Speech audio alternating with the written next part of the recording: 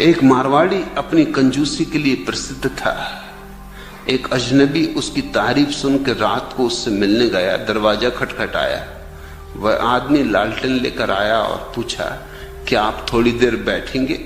आगंतुक बोला, हाँ, आपकी बड़ी तारीफ सुनी है, कुछ देर बैठकर देखना चाहता हूं। उस कंजूस ने फौरन लालटेन को बुझा दिया।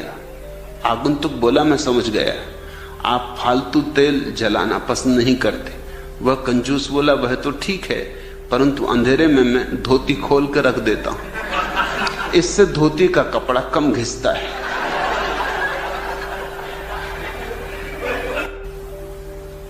एक लंगोटी मात्र धारण किए हुए सन्यासी जी भाषण दे रहे थे। बेचारा चंदूलाल मारवाड़ी सुने जा रहा था, मगर उसे बार बार झपकी आ जाती थी। बीच में ही भाषण रोककर स्वामी जी ने गुस्से में कहा, चंदूलाल के बच्चे, तुम्हें ब्रह्मचर्चा की बातें समझ आ रही हैं या नहीं? सो क्यों जाते हो? आदमी हो या पाजामा?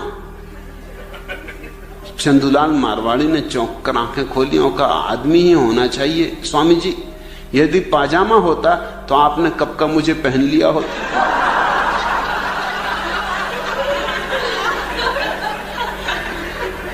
आदमी हो, कोई पाजामा थोड़ी हो, इतने क्या घबराने की बात है? भगवान, क्या मैं अगले जन्म में गधे के रूप में पैदा हो सकता हूं? संत महाराज, नहीं भाई, हर जन्म में वही रूप नहीं मिलता।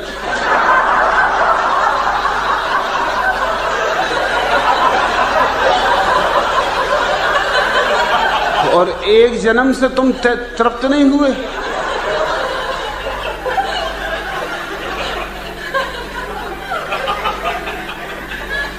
तुमको मैंने संत महाराज नाम क्यों दिया है? इसलिए कि भैया बस करो। जब तुम आए थे तो मैंने गौर से देखा, नाम तुम्हारा सोचने लगा तो जो नाम मुझे आया याद वो था अंट संत महाराज। मगर मैंने कहा वो तो जरा जचेगा नहीं, सो मैंने कहा अंट तो काट दो इसमें से, संत रहने दो।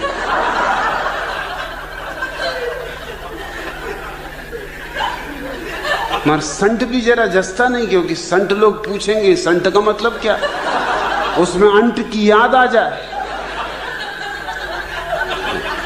सो मैंने कहा संत कर दो इसको जरा, सो बिल्कुल अंट से छुटकारा हो जाए,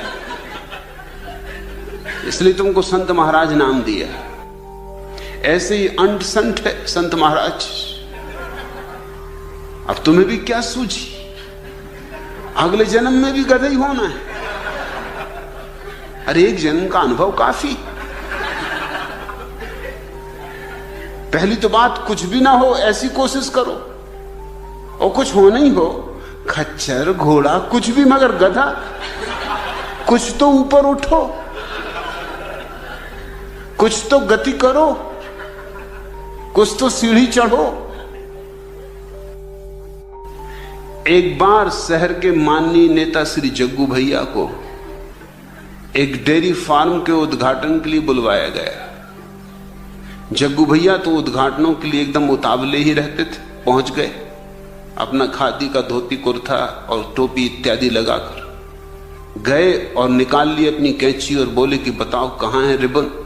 डेयरी फार्म के व्यवस्थापकों ने कहा कि महोदय, यह डेयरी फार्म का उद्घाटन है, यहां कैंची की जरूरत नहीं।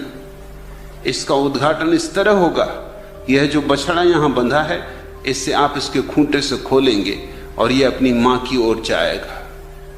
जग्गू भैया ने जल्दी से उस बछड़े को खोला। बछड़ा काफी देर से बंधा हुआ घबरा गया था, अतः तेजी से भागा और जग्गू भैया की टांगों के बीच से उन्हें चारों खाने चित्त करता हुआ अपनी मां के पास जा पहुंचा। फोटोग्राफर ने जल्दी से इस सुंदर दृश्य को अपने कैमरे में कैद कर लिया। इसके बाद श्री जग्गू भैया के और भी चित्र उतारे गए। एक चित्र डेयरी फार्म की सर्वश्रेष्ठ एवं सुंदर भैंस के साथ था। एक चित्र उनकी पत्नी के सहित खींचा गया। कुछ एकल चित्र भी उतारे गए। कुछ चित्र डेयरी फार्म के मजबूत और स्वस्थ सांड के भी उतारे गए। दूसरे दिन उतावले जग्गू भैया ने अखबार बुलाए, क्योंकि वे जानते थे कि मुख्य पृष्ठों पर उनके फोटो छपे होंगे। फोटो तो थे, मुख्य पृष्ठ पर ही थे, मगर उनके शीर्षक कुछ इस प्रकार थे।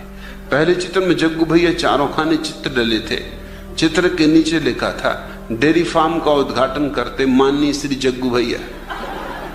दूसरे चित्र में जग्गू भैया अपनी पत्नी के साथ खड़े मुस्कुरा रहे थे। लिखा था, श्री जग्गू भैया डेयरी फार्म की सर्वश्रेष्ठ और सुंदर भैंस के साथ।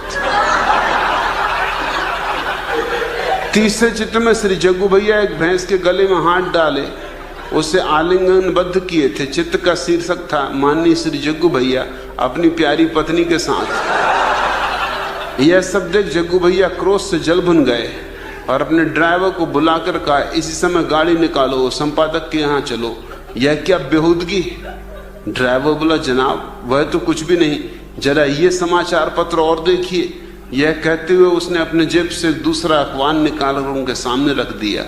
उसके मुख पृष्ठ पर ही जग्गू भैया के चित्र खींचे निपोरे छपे हुए थे। शीर्षक था, हमारे डेयरी फार्म का मशहूर सांड। पास ही एक चित्र था जिसमें एक काला भुजंग सांड खड़ा था। उसके नीचे शीर्षक था, माननीय श्री जग्गू भैया।